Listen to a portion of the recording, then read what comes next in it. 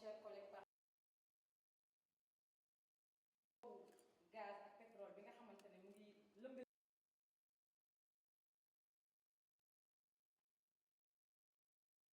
Quelqu'un peut venir investir, trouver. Mais quand il trouve le pays, quand il passe en production, notre part, celle qui nous retient, est supérieure à la sienne. Lui qui a investi et tout.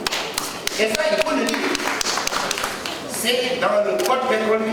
Nous pouvons aller jusqu'à 54%, même plus 50% de la production qui va nous revenir. Et c'est ce qui sera fait.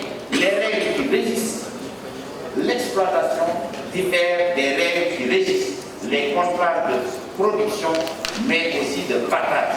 Et ce dont il s'agit aujourd'hui, si demain, pour ce pétrole, on va amener ici des gens de Brunei, Dar es Salaam, pour l'exploiter, pour des Vietnamiens, nous aurions échoué.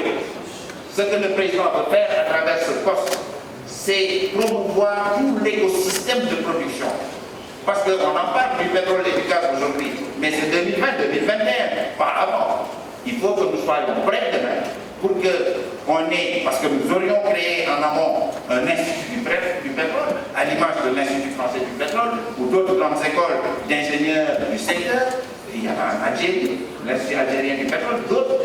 Nous aurions ici toutes les compétences pour justement produire notre pétrole et notre gaz et en faire bénéficier le peuple sénégalais parce qu'il s'agit d'un contrat de partage, de production tel que conçu par la loi, vous les honorables députés, depuis 1998.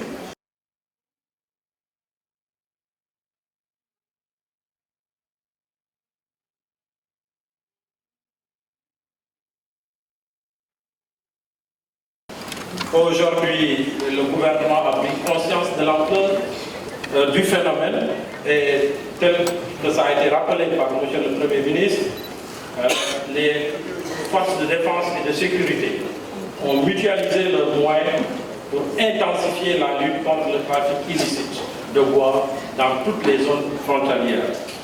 Et aujourd'hui, à l'heure où je parle devant vous, les commandants des zones militaires numéro 4, numéro 5 et numéro 6 sont en train d'effectuer un long ratissage le long des frontières sénégalaises.